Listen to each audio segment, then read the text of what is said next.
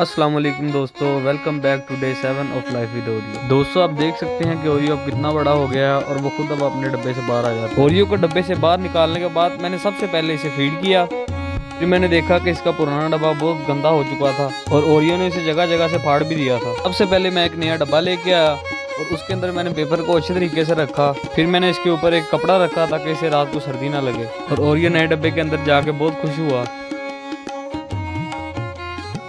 तो ये है इसकी डे 7 की फ़ोटो।